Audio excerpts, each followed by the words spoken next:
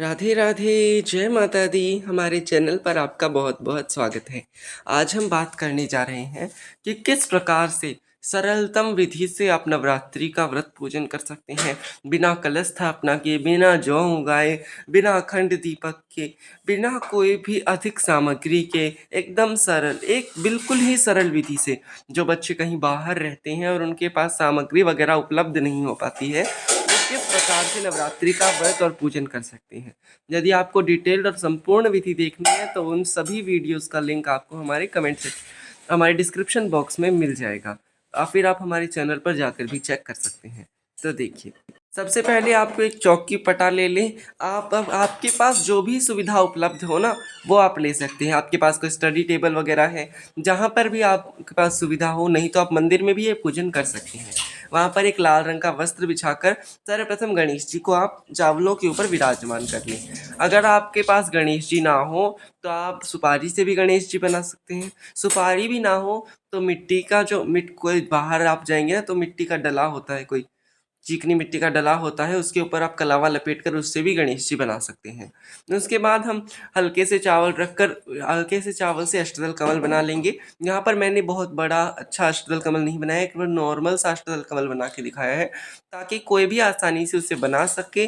बच्चा हो भले बड़ा हो, अगर उसे नहीं बनाना आता है तो इस तरह से सरलता से बना सकते हैं। थोड़ा सा आप चावल रखें और फिर उसको 8 दिशाओं में आप उनको घुमा दीजिए, उससे अष्टदल कमल बन जाएगा।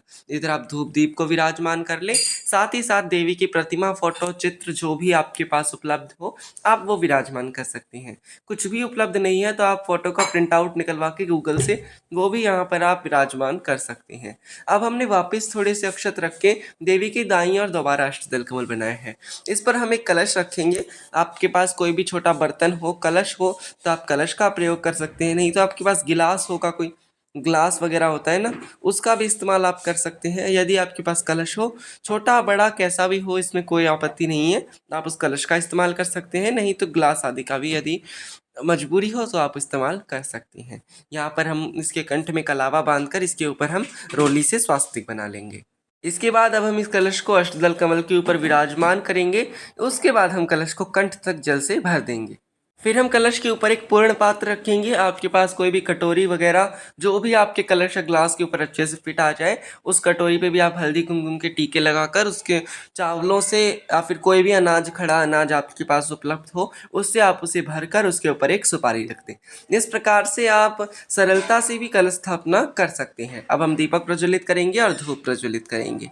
इसके बाद हम सर्वप्रथम गणेश जी का पूजन करेंगे। तो गणेश जी को हम जल के छींटे देंगे, वस्त्र रूपी कलावा अर्पित करेंगे। यदि आपके पास कलावा उपलब्ध होता है तो कलावा तो हो ही जाता है, आसपास मिल जाता है, आप जनेऊ अर्पित कर सकते हैं। यदि आपको जनेऊ उपलब्ध हो तो पुष्प अर्पित कर दे, अक्षत अर्पित कर दे, नैवेद्य अर्पित कर दे, हल्दी कुमकुम चंदन इत्यादि चीज़ों से आप तिलक कर दें। जो जो सामग्री आपको उपलब्ध हो पाए वो आप यहाँ पर अर्पित कर सकते हैं। कुछ भी नहीं उपलब्ध हो पा रहा है, आपको ऐसी स्थिति है, तो केवल एक पुष्प भी आप अर्पित कर सकते हैं। अब हम धूप दीप का पूजन करेंगे। तो धूप दीप को आप नैवेद्य अर्पित कर दें। नैवेद्य के रूप में हम सब जगह मिश्री अर्पित कर रहे हैं। मिश्री ना हो तो आप चीनी भी अर्पित कर सकते हैं। साथ ही हम पुष्प आदि अर्पित करके अब हम कलश का पूजन करेंगे।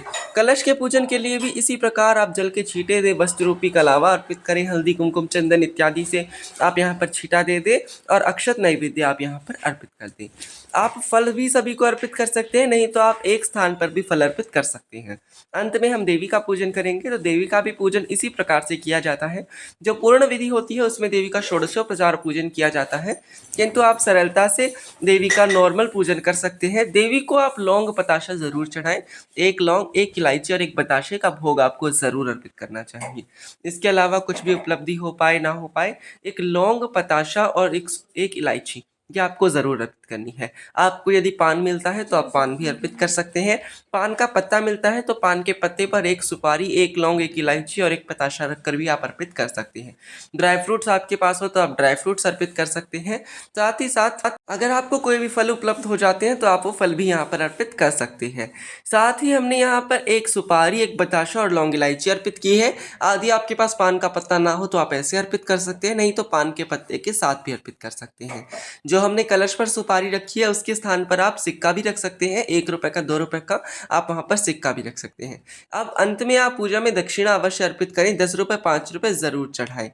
और लास्ट में सभी की आप आरती कर दें। कपूर आपको हो तो कपूर से आप आरती कर सकते हैं, नहीं तो आप दीपक जलाकर भी उससे आरती आप यहाँ पर कर सकते हैं। इस प्रकार सभी की आरती कर दें और देवी से भूल चूक के लिए क्षमा प्रार्थना कर लें और माता से कहें हमारे पास अभी यही सब सामग्री उपलब्ध है, इसी से अपना पूजन आप स्वीकार करें। भविष्य में हमें आशा है कि आपकी कृपा से हम संपूर्ण सामग्री के उपयोग से आपका पूजन करने में समर्थ होंगे। इस प्रकार कहते हुए आप देवी के चरणों में अक्षत छोड़ दें और पूजन आपका पूर्ण हो जाता है। आप इस विधि से भी बिल्कुल सरलता से पूजन कर सकते हैं, किंतु यदि आपके पास सामग्री उपलब्ध हो पाती है तो जितनी सामग्री उपलब्ध हो पाए उस हिसाब से आपको यहाँ पर पूजन करना चाहिए।